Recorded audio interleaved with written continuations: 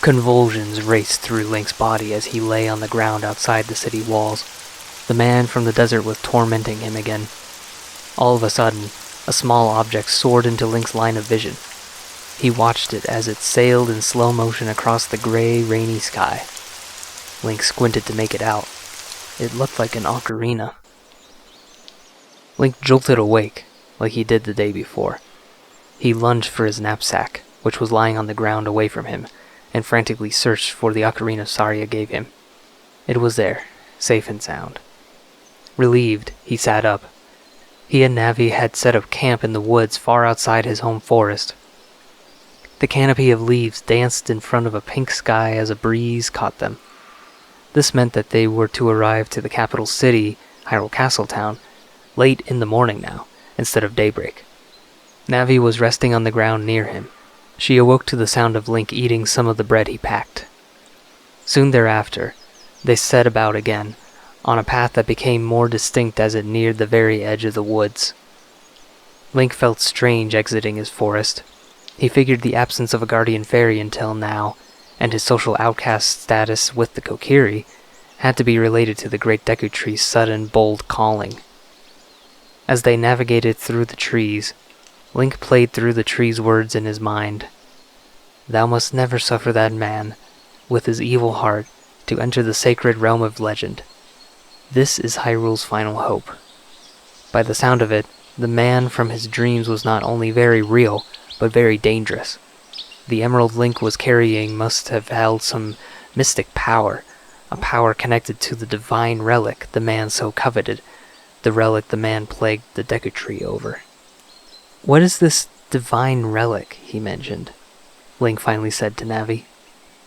Navi, as helpful as she had been, only replied, I'll let the princess explain it to you. Divine, Link continued, fixated on the descriptor. Just how powerful is this thing? Powerful enough to be dangerous, she said, a little ominously. That is why we must only discuss it with the princess. Link solemnly nodded his head. Navi's urge made it clear that this quest was to remain a secret one, but as they continued on, through the ever-thinning trees, he couldn't help but wonder why such an important task was entrusted to him.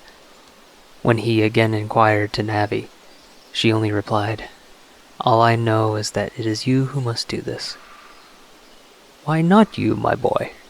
Link and Navi looked around with a start. They did not know who had said that. The source of the light-hearted male voice revealed itself, as it flapped down to perch on a tree branch not far above Link's head. It was an owl that had heard them. Owls were a rare sight in Hyrule, particularly intelligent ones who spoke. Does it fill your heart with purpose? He said quizzically, as he turned his face halfway around. Who are you? Link asked. How much did you hear? He was amazed by this talking creature, but wary at the stranger's interruption. Hoot! My name is Kabora Kabora. I apologize for giving you a start, but I assure you I did not eavesdrop. Link hesitated, studying the owl. My name's Link, he said, his weariness subsiding. Why are you here then? The owl nodded his head, studying Link from head to toe. I fly wherever adventure awaits, and it appears that the time has finally come for you to start yours. So you just follow travelers on their journeys to distant places? Link asked, now feeling slightly annoyed. Something like that, he said, perkily bobbing up and down on the tree branch. He must have sensed Link's annoyance, because he added, I think you will find that I can be of great help at times. I have a fairy, Link retorted, implying that he was not needed on his quest. Hoot! I see that, he said apologetically, nodding to Navi. And if you think I was simply going to tag along, I shall do nothing of the sort. But I will leave you with this. You will encounter many hardships ahead. That is your fate. But do not feel discouraged, even during the toughest time.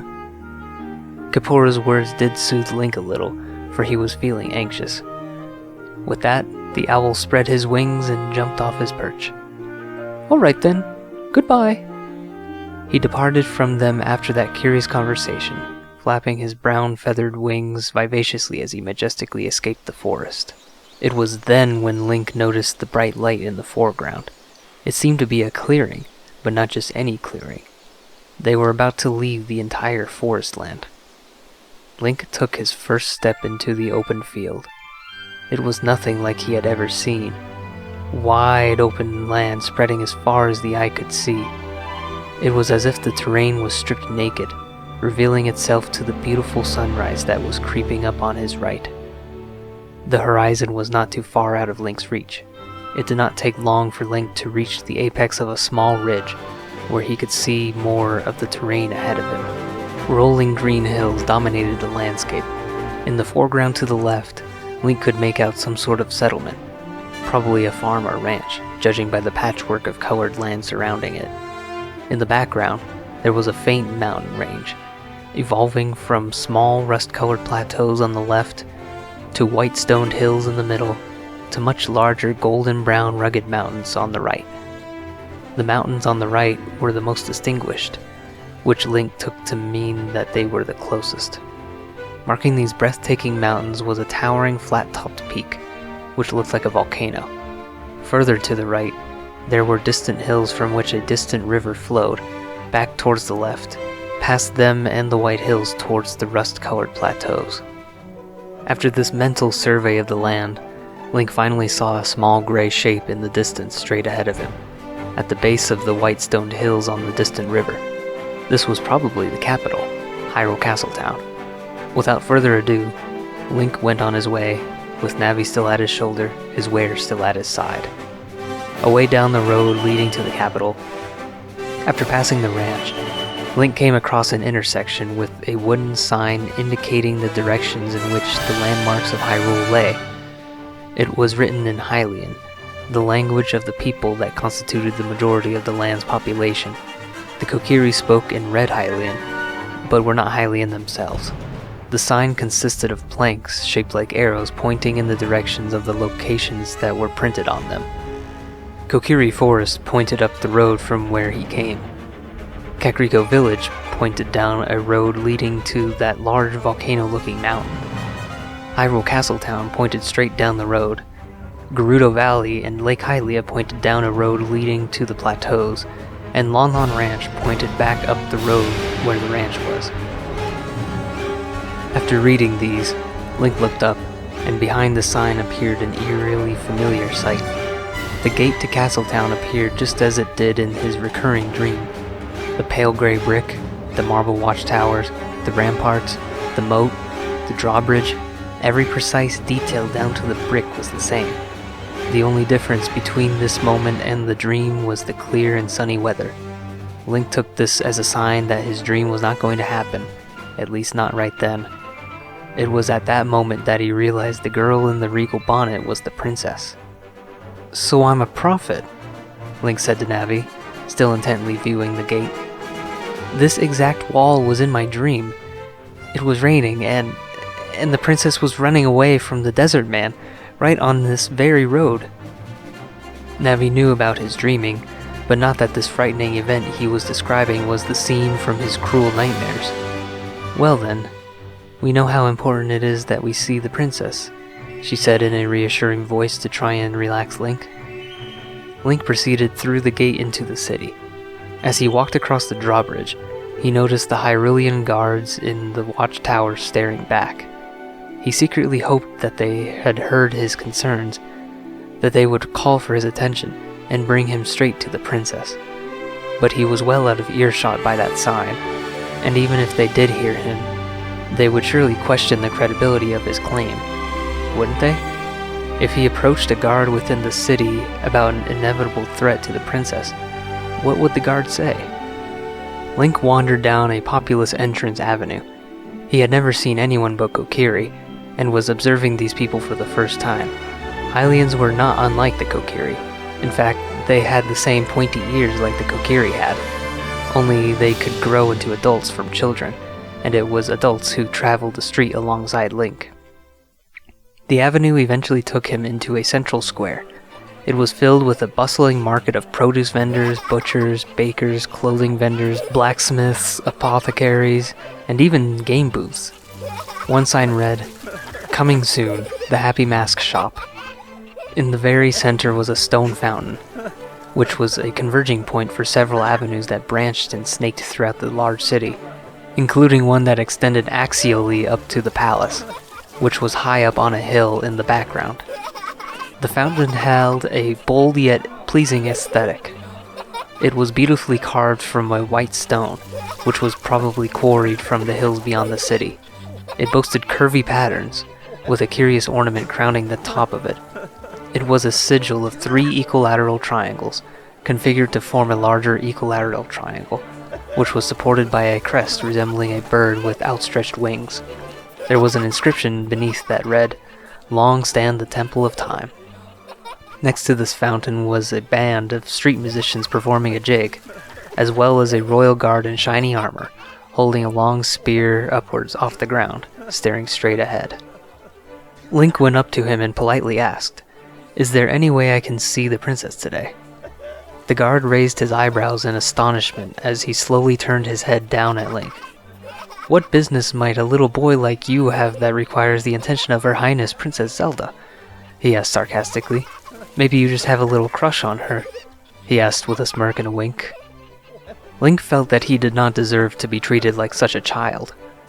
Though he was one, he had been through more than the average child had. "What if I told you she was in danger?" he asked firmly. "Ah, you see?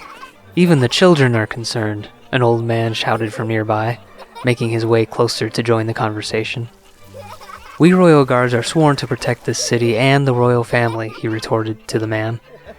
"We know what we're doing when it comes to potential threats against the princess." "I wouldn't trust a Gerudo as far as I could throw one," he grumbled before spitting on the ground. "They're thieves, are they not?" The guard tipped his spear slightly towards the man. "Hold your tongue, sir. Their king is pledging his allegiance to our king of Hyrule." "Ha!" the man scoffed. "It would mean peace for the Hylians to the west. Now I'm going to have to ask you to be on your way," the guard ordered, his spear still tilting in his direction. The man held his stare with the guard before finally walking away. Once he had, Link asked the guard with fear, "Who is pledging his allegiance to the king?" "He is called Ganondorf, king of the Gerudo of the desert." Link's heart fell to the bottom of his abdomen and his stomach rose to his mouth. "Did you say the desert?" He responded to Link's flushed and frightened face. "If it's Ganondorf you're worried about, we have guards posted to keep watch on him, as I've told people like that old man. We have protocol for prevention of and response to any threat. Besides, I think this chap is sincere. We never venture past Gerudo Valley anyway. He's just looking to protect his people is all." Link knew this was not the case at all. The wicked man from the desert, Ganondorf, was planning something unspeakable. Instead of arguing, he left the guard and stepped towards the musicians, sitting on the rim of the fountain basin. Worriedly looking at the palace in the distance, wondering how he could get in there, a young girl got his attention. "If you want to get in to see the princess, I know how you can." She was about Link's age and height. She wore a light blue country dress with a yellow silk scarf, which was tied beneath her neck, and clipped by a brass brooch. She had fair orange hair that was straight, and hung down past her shoulders. Her deep blue eyes stole attention from her smiling pink lips. "You're a fairy boy from the forest, aren't you?" she said gaily. "I can tell by your clothes. They look like the clothes from a book I have. Where is your fairy?" Navi came out from underneath Link's cap that hung down over his back. The girl was delighted at the sight of her.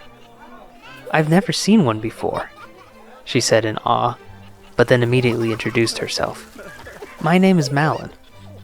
"I'm Link and this is Navi," he replied.